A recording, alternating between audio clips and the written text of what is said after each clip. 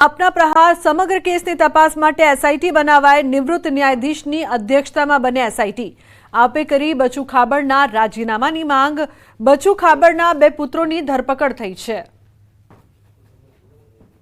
હજી આમાં આ જો તપાસ કરવામાં આવે, નિવૃત્ત ન્યાયાધીશની અધ્યક્ષતામાં જો સીટની રચના કરવામાં આવે અને એમાંથી જો તપાસ કરવામાં આવે તો આ કૌભાંડ ઓછામાં ઓછું 500 કરોડથી વધારે તો આ મંત્રીનો જઈ શકે એમ છે। તો પહેલાં તો મંત્રીને પોતાના જ મંત્રીના વિભાગમાં કૌભાંડ થયા છે, પોતાના દીકરા થયા છે, એટલે 1 મિનિટ પણ એને બેસવાનો અધિકાર નથી। પહેલું એને રાજીનામું લઈ લેવું જોઈએ। તો દાહોદમાં પુત્રોની ધરપકડ બાદ બોલ્યા બચુ ખાબડ, મારા પુત્રોની એજન્સીએ માત્ર મટીરિયલ સપ્લાય કર્યું છે। સ્થળ પર કામ કરવાની જવાબદારી મારા પુત્રોની એજન્સીની નથી। સરકાર અને કોર્ટ જે નિર્ણય કરશે એ અમને માન્ય રહેશે। તપાસમાં મારા બંને પુત્રો પૂરતો સહકાર આપી રહ્યા છે। પીએમના દાહોદ પ્રવાસના કારણે કેબિનેટમાં ગયો નથી। મુખ્યમંત્રીને આ બાબતે રિપોર્ટ કરીને જાણ કરી છે। હું કોઈ ભાગેડુ મંત્રી નથી, ખુલ્લા બજારમાં ફરું છું। મારા પણ 2 દીકરાઓ છે। મારા 2 દીકરાઓ 35 વર્ષથી મટીરિયલ સપ્લાયનું કામ કરે છે। એ આ પહેલી વાર કામ કરતા નથી। એ માત્ર મટીરિયલ સપ્લાય કરવાનું કામ કરે છે। એ કામ કરવાની જવાબદારી એમની થતી નથી। સરકારને બે કીધું તમે તપાસ કરાવી લો, તપાસની અંદર જે કંઈ તપાસની અંદર તથ્યો આવશે એ બહાર આવશે ત્યારે અમે ગુનેગાર સાબિત થયું। આજે એના માટે મારું વહીવટીતંત્ર જે તપાસ કરી રહ્યું છે એ તપાસના જે તથ્યો આવશે એ હાલ એ જ્યુડિશિયલ મેટર છે। એની અંદર જે સરકાર અને કોર્ટ નિર્ણય કરશે એટલે કોર્ટના આદેશ આપે ને એના પર પાછળ નિર્ણય આવશે અને એ તપાસની અંદર જેટલી પણ જરૂર પડે મારા બેનને દીકરાઓ અને હું અમે બધા જ એની અંદર સાથે સહયોગી છીએ।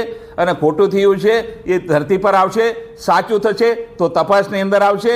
એમાં હું બીજું કંઈ કહેવા માંગતો નથી। અને અત્યારે તો હું અમારા દેશના વડાપ્રધાન શ્રી 26મી તારીખે આવી રહ્યા છે, એને લીધે આજે હું કેબિનેટની બેઠકમાં ગયો નથી। સંખ્યા માટેની વ્યવસ્થા અત્યારે ધાનપુરમાં મિટિંગ લઈ રહ્યો છું, દેવગઢ બારિયા જવાનો છું, દાહોદ જવાનો છું। સ્થળ પર જઈને સંખ્યા વ્યવસ્થાની અત્યારે હું ચિંતા કરી રહ્યો છું અને મુખ્યમંત્રીની શ્રેણી મારો રજાનો આજનો મેં રિપોર્ટ પણ આપ્યો છું। હું પ્રજામાં ફરતો માણસ છું, હું કોઈ ભગેડું ધારાસભ્ય કે મંત્રી નથી। તો જીપીએસસીની પરીક્ષામાં ભરતીને લઈને બોલ્યા ઈસુદાન। ભાજપ સરકાર પર ઈસુદાનના પ્રહાર। એસસી એસટી ઓબીસી સમાજને ખતમ કરવાનું કાવતરું। એક પર્ટિક્યુલરલી ગુજરાતમાં આ વર્ગ ઉપર અત્યારે ભાજપે તરાપ મારી છે કે એ લોકો છેવાડામાંથી આવે છે, એ છેવાડામાં જ રહે, આજીવન એ નાના નાના મજૂર જ બની રહે, એવો એક ષડયંત્ર છે। આદિવાસી હોય, દલિત સમાજ હોય, એસટી હોય, એસસી હોય, ઓબીસી હોય, આમને ખતમ કરવાનું જે પારસો ભાજપે રચ્યો છે એનો આ પહેલો નમૂનો છે।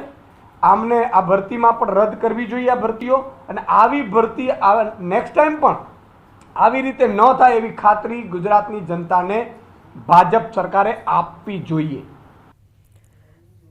તો જે પ્રકારથી કોંગ્રેસના ધારાસભ્યનો આરોપ, કોંગ્રેસના ધારાસભ્ય અમિત ચાવડાએ જીપીએસસી ભરતી પ્રક્રિયામાં એસસી એસટી ઓબીસી વર્ગને અન્યાય ભેદભાવ થતો હોવાનો આરોપ લગાવ્યો છે। ભરતી પ્રક્રિયામાં પારદર્શકતા લાવવા ટકોર કરી છે। ચોક્કસ એસસી એસટી ઓબીસી સમુદાયના વિદ્યાર્થીઓએ આક્ષેપ કર્યો કે અમારી સાથે ભેદભાવ થાય છે, અમારા વિદ્યાર્થીઓને લેખિતમાં વધારે ગુણ મળ્યા હોય તો મૌખિકમાં ક્યાંક અમારી સાથે ભેદભાવ રાખી, વૈમનસ્ય રાખીને અમારા ઓછા ગુણ મૂકવામાં આવે છે, એના કારણે આ પ્રક્રિયા થાય છે।